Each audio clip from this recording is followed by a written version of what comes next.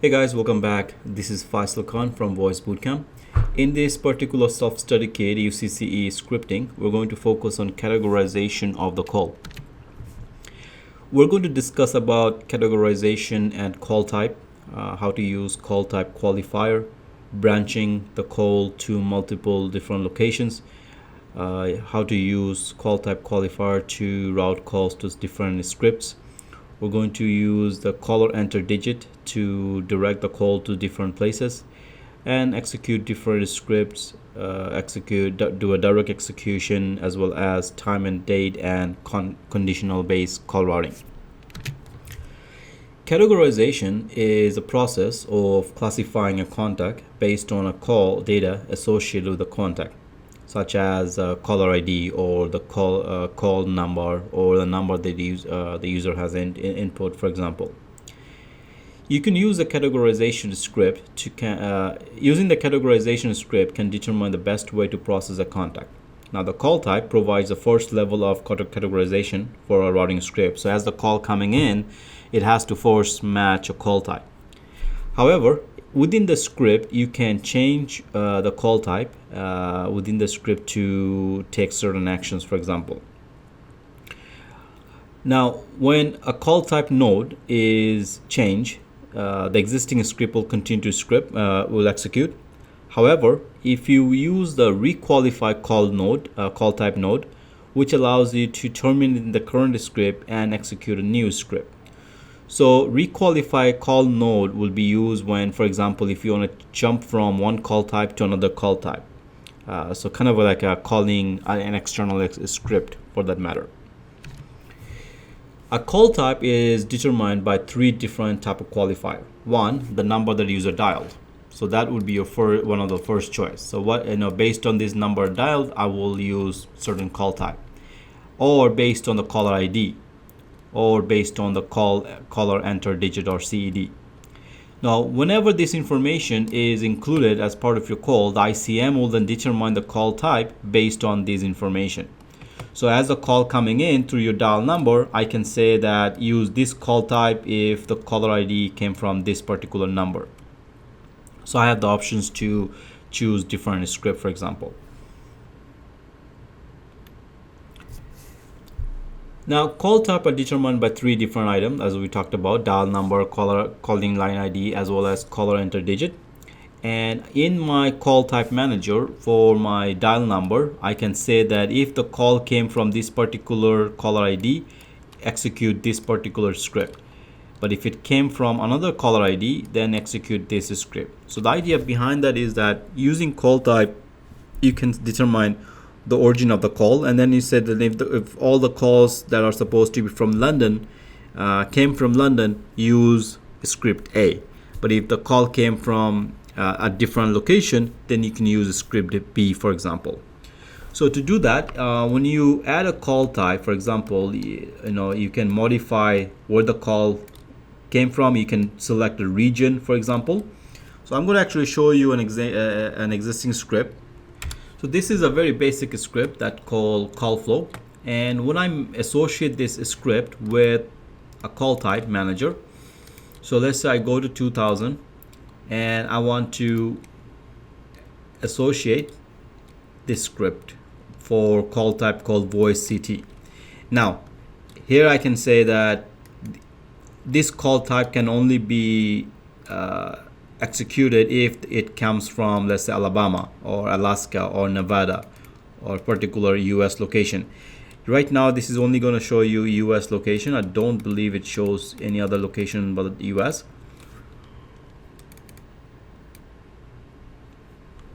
I believe, or Toronto, I think it should be included. No, that's not even included either. Okay. So let's say Montreal, Manitoba is there, Nevada is there. All right, so let's say we're going to use a prefix rather. So instead of using that region, we're going to say select prefix 416. So the area code 416.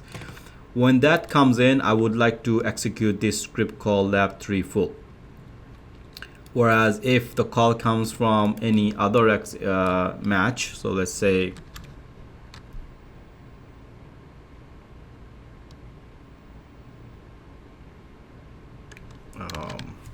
all other match, let's see if that's going to work for voice city. For anything else, I'm going to use different scripts. I'm going to modify. So, well, I must use a different call type, of course, for this. So let's say built-in.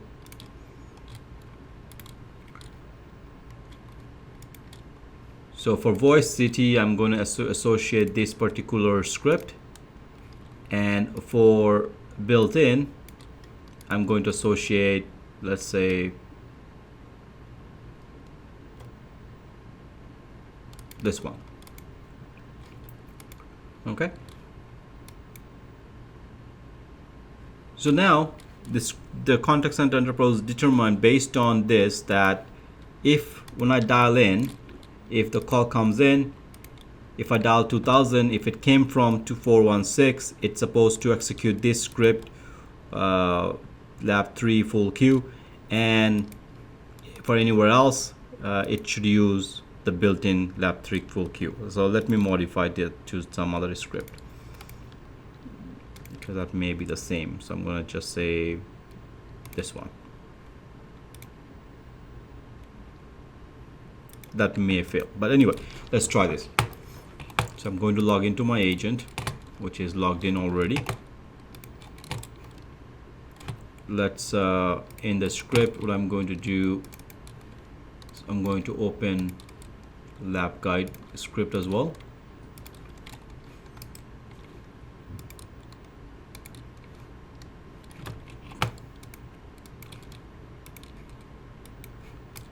Go to monitor mode and see if this is going to work.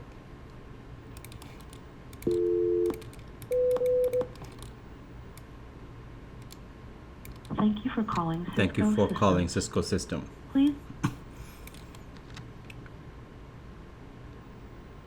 Okay, so what happened is I dialed from 4001, and as the call come in, so let me see, making sure that this is actually going to that particular script.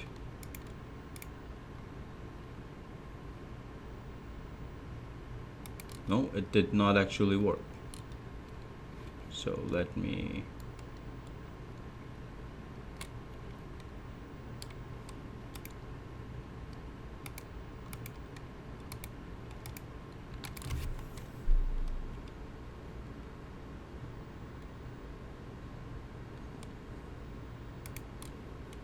let's modify that script to make sure it is hitting the right script.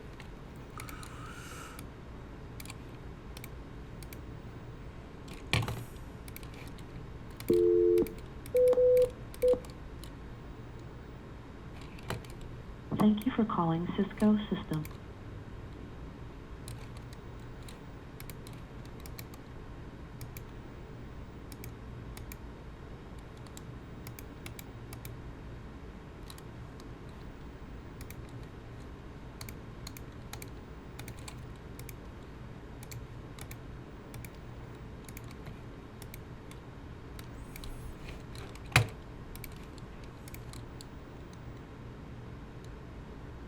Thank you for.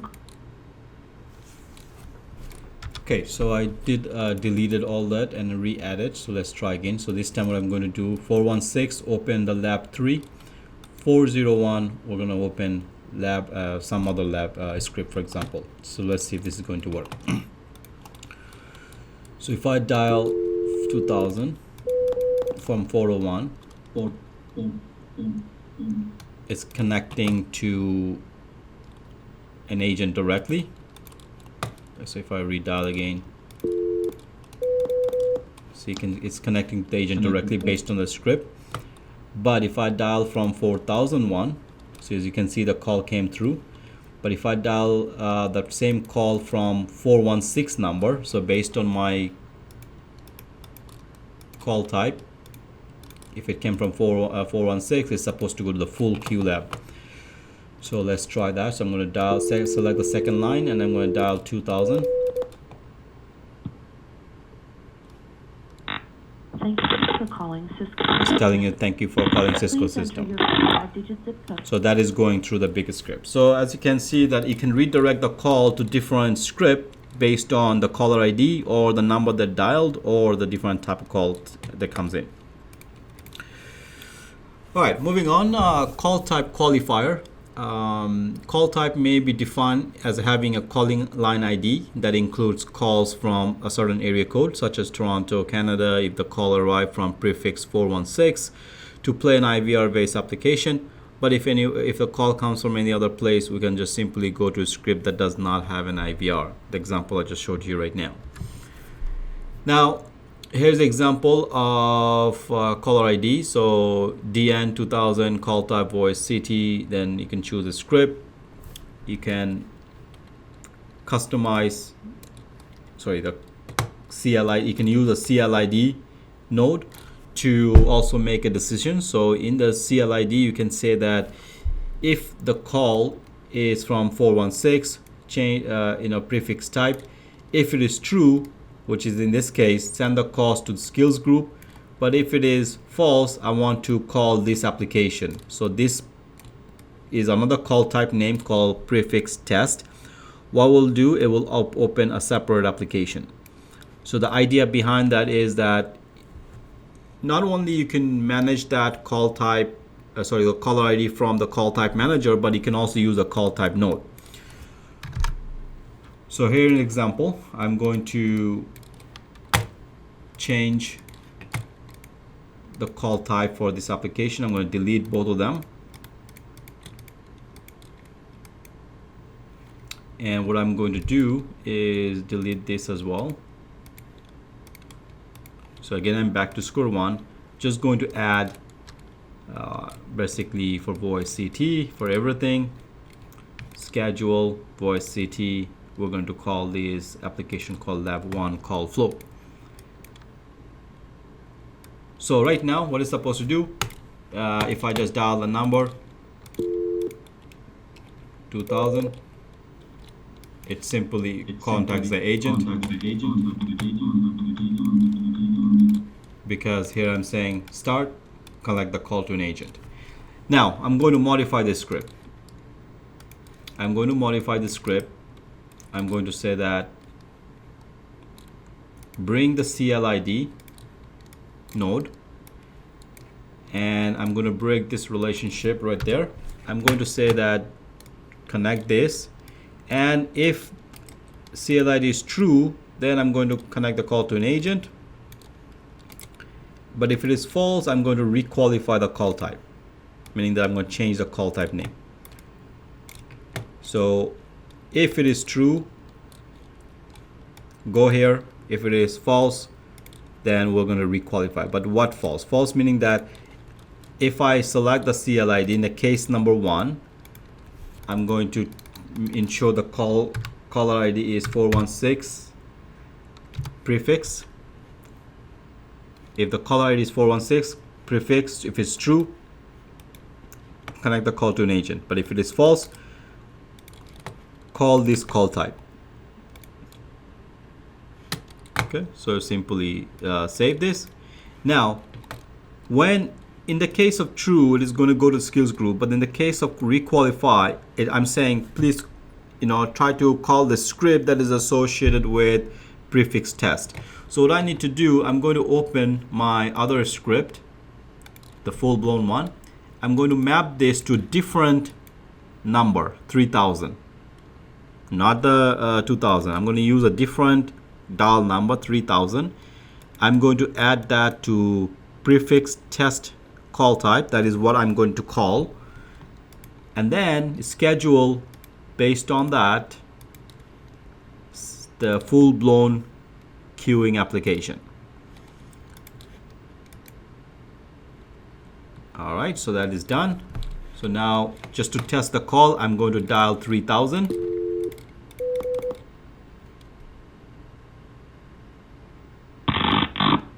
Thank you for calling. So that means that it is going through the full-blown application that I have. Now for this one, what is going to happen is a call comes in. If I dial 2000, caller ID is going to check if the call came from 416 or any other number. If it comes from 416, it's going to send the calls to skills group. But if it doesn't come from 416, it's going to hand over the call to a call type called prefix test. Now, the prefix test is associated with another script which will invoke. So to monitor that, I'm going to enable the monitor, and I'm going to dial from here 2000, new call 2000 from the line 1. Actually, you know what? Let's dial from 416 first. So make sure, oh, my phone just died. So let me open them up again. These are demo phone which runs on 20-minute interval.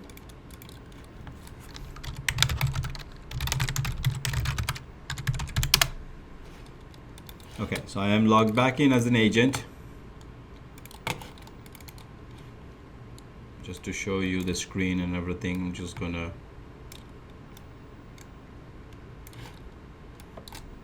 arrange the desktop. So this is my phone, this is my agent. So now from the phone I dial 2000. Sorry, not from line 2, I'm going to dial 2000. You can see the call came here right away, because I'm saying that if it is true, connect the call to an agent. If it is false, now we're going to test the false side of it. So I'm going to dial from 4001. So you can see right here, the first call successful from here to here. From here to here was successful because the number was increasing 1. So if I redial again from the line 416, just to show you, connect the call, you'll see this number increase to 2 because it was successfully passing through that node. Just it takes a few minutes. There we go. Now I'm going to dial from line 1, 2000.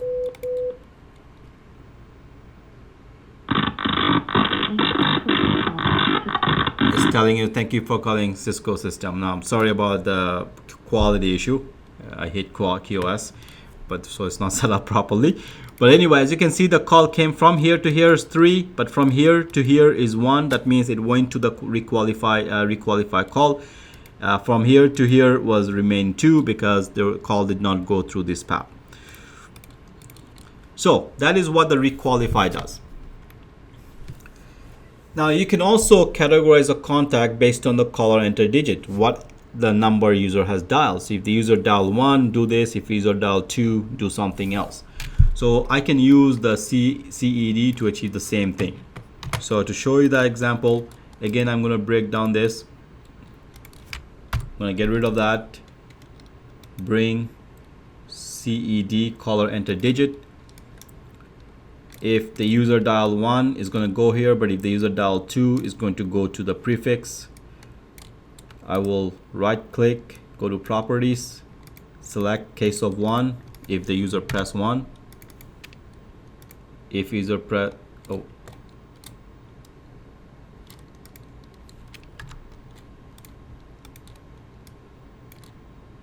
sorry,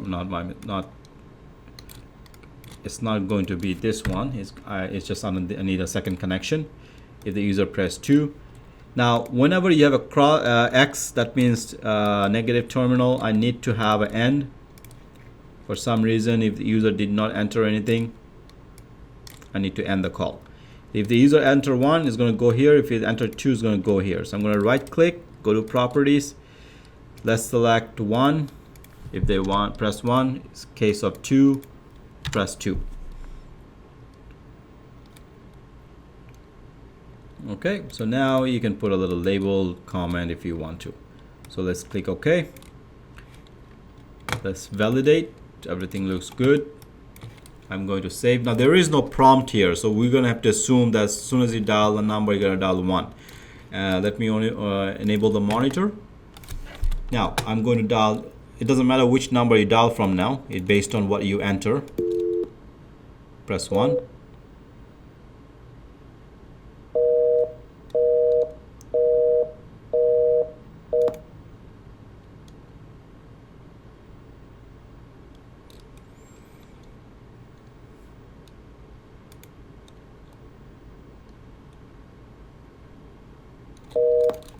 Wait a second, let me try something.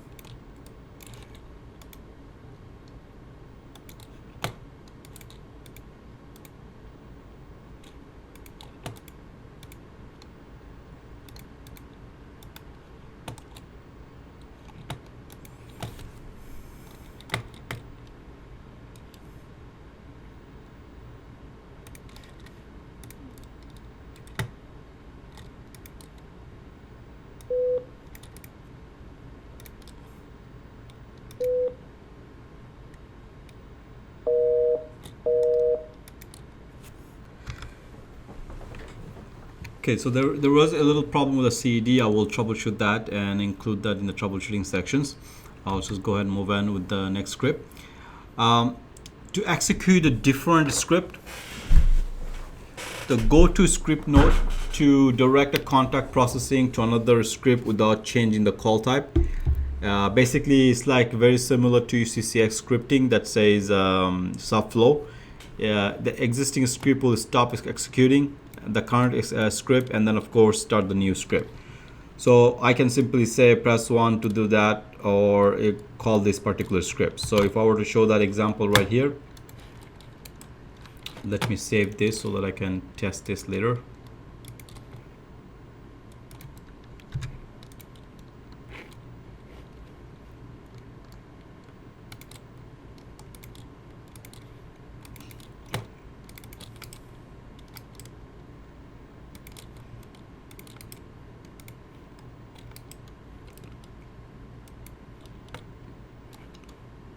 I'm going to bring the CLID again.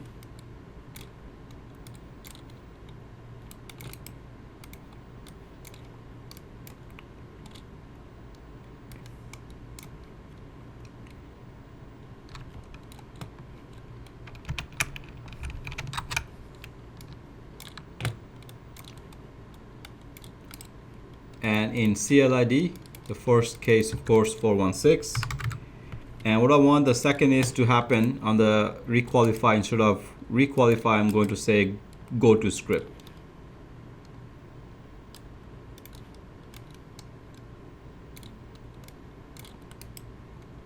Properties, we're going to select the full-fledged script. Okay, so let's save this. So now again, if I dial from first 416 number, call goes to an agent. But so monitor that. Let me try again. So it'll be like 1 here and 1 here.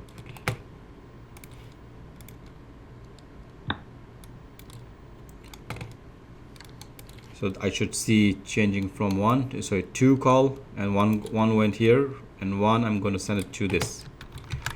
All right, so now I'm going to dial from, okay, so sorry, let me try again. From 4001, I'm going to redial. Thank you for calling. It's telling me thank you for calling Cisco system. So now 3 calls came in total. 1 went to skills and 1 went to go to, 2 went to go to script. The previous call was quite fast enough for we hung up and very quickly. That's why we did not notice that. All right, so again, using the go-to, you can call another script. So what happened is when you use a go-to script, the existing script will stop. The new script will then take over and continue to run. You can also use a switch to direct the call to a specific script. With switch allows you to specify an active connections. Only one connection can be active any given time. To change the active branch, you must re-edit the script and then create a new script version for that. So again, switch is like start, have a switch, press 1, call will go to this particular script all the time, call back in, and it was supposed to go to the lab 3. So what I want to do, test this call right here, cancel this, use switch, call comes in, connection and connection. So now the switch, I'm going to have 2. So 1 is going to be active So if I save this, so now every time I call 2000, doesn't matter where I call from,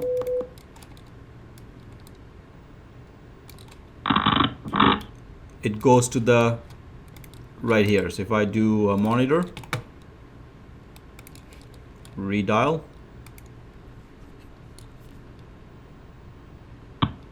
Thank you for calling Cisco system. thank you for calling Cisco system. So all the time you dial is going to continue to go this direction. So if I want to be able to go this direction, I have to actually manually switch that. Let me try one more time. Thank you for calling. Okay, so now I'm going to edit this, make B active,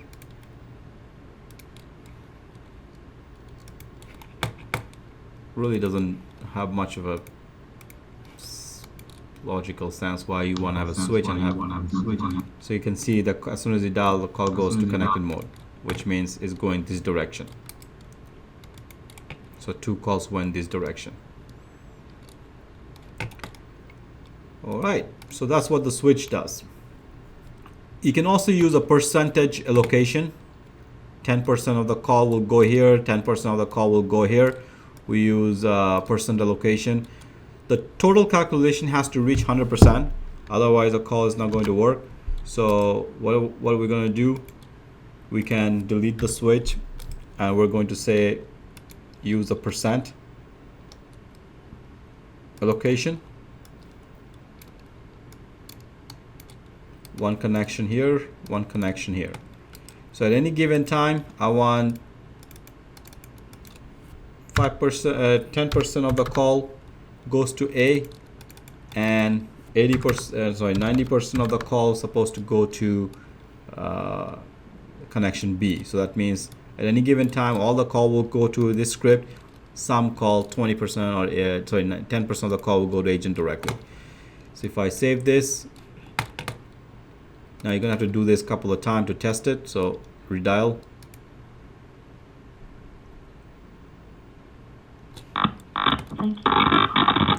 Thank you for calling. This is the first time. I'm going to redial.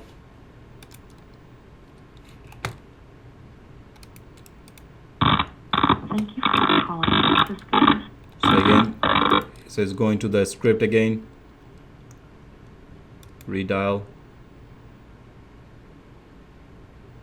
Thank you for So basically what's going to happen is all the time is going to go to connection B, the go to script step, because in order to test this, you gotta have 10-20 calls coming in simultaneously, and then of course then the call will be located to the right place. If I just keep dialing one and reconnect and dialing one, reconnect, may not work. So let me try that. I'm going to actually open my couple of other phones.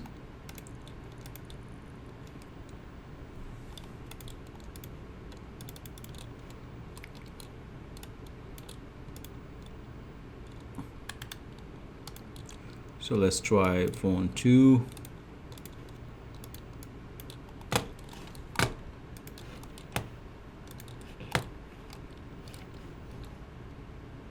And I will have another call, another phone open as well. So I'll have 3 phones.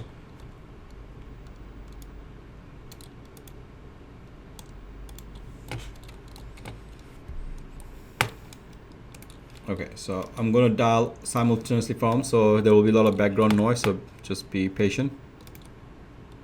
1, 2.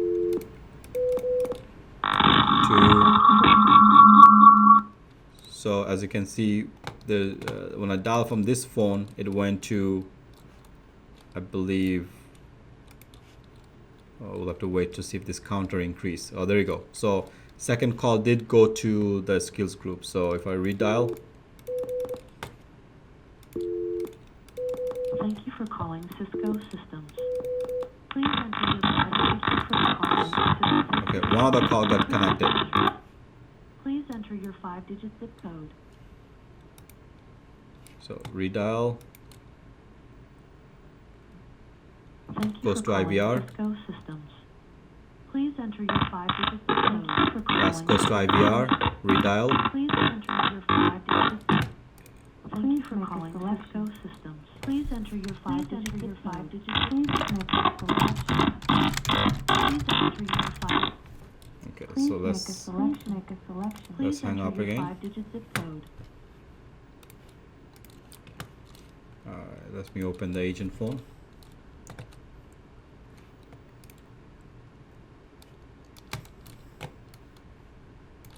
So one of these phone calls should go to the agent directly. So if I log in,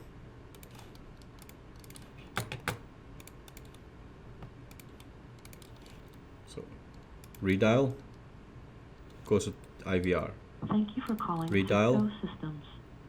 Please enter your five-digit goes zip to code. IVR. Calling Cisco Systems. Redial. Please enter your five-digit zip. Thank you for calling Cisco Systems. I'm going to try it from this Please phone. enter your five-digit zip code. There we go. Call came in. Please enter your So five. you actually have to have 4 calls simultaneously to be able to test this. Otherwise, it's not going to work. So because you have to have a location percentage, right? So you have to make sure that they're enough. So what I can do, if I want to do a quick test to say, you know what? All right, fine. Let's be more liberal. 50%, 50-50. So every alternative call should go to, so 50-50. So now it's going to be very interesting. First call comes in, connects here. Second call. Thank you for calling. Okay, so if I redial from here, connects. Redial from here. Thank you for Susie. Alright, so you can see that the percentage location can be used to route the call to different script if you need to. Alright, date and time. Now you can also use time and date to route a call. So for example, most call center has some sort of restriction in terms of what time the call can be activated, things like that. So here I have a day of the week that says Monday to Friday. We'll continue check the time after that. And if it is between 9 a.m. to 5 p.m., the call then will go to the person's location. Any other time, the call will direct to the different script. So I can use the time of day routing to route a call. And again, from the script perspective, it's very easy to modify this. So if I go to a location, I'll,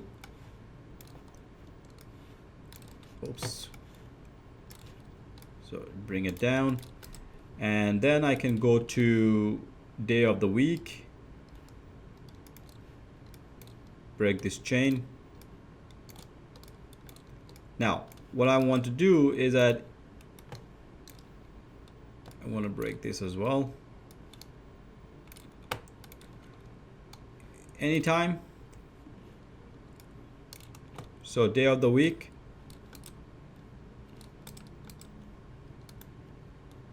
Monday, Friday, Tuesday, Wednesday, Thursday, Friday. So I'm going to label this as weekdays, weekend, Saturday, Sunday. Click OK. So Monday to Friday, the call will go here. Any other okay, so kind of wrong mapping. So let me modify that. This is actually weekdays and this is weekend. Oh, that didn't change it, does it?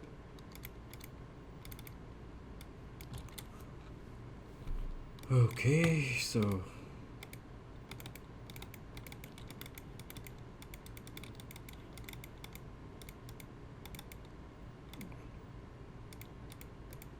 there we go. And we'll call this weekend and we'll call this weekday, weekend. Okay. So during the weekend, the call goes to agent directly. Any other time, it will allocate. Just keep it simple, 100%. Actually, you know what? I'm gonna get rid of that. Now I need to put a time.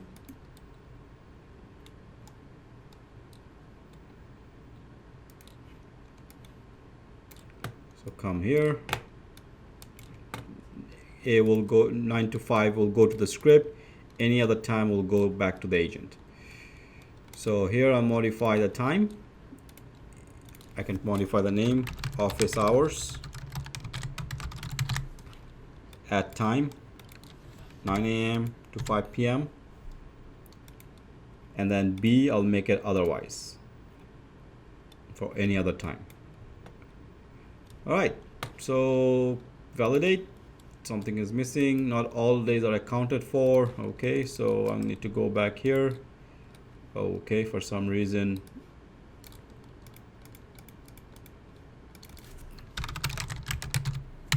weekdays. Okay, save, validate, all good. So go to monitor. Now if I dial, let's see what happened.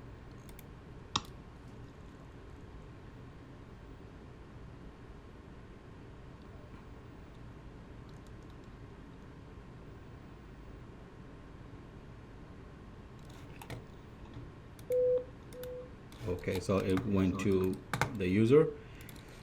So it came, time checked, it's after 5 p.m. So right now you can see it's 6 p.m. right here. The call went to the agent directly. So that tells you it's actually working. Now you can also do context-based conditioning. For example, you can create a condition saying that the calling ID set a particular variable to a particular calling ID, or if the calling ID is equal to certain value. So if I say that if the calling ID is equal to this number, then take the script, go to this script. If not, then go to another script. So the conditional is very straightforward. Again, I don't need this anymore. So what I can do is that I'm going to make an if then else statement. Oops, let me not delete the whole thing. I need that.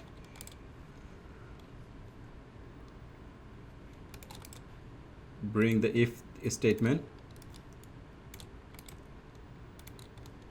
Formula, so click on formula. Calling ID, if it's equal to 416, let me see the phone number, 839-2222, 839-2222. If that is the case, if it is true, call should go to the agent. If it is false, it should go to the script directly. Simple conditional routing. So again, I have to test it from here. So if it is from this line, call gets connected, agents answers the call. Now if I call from 4001,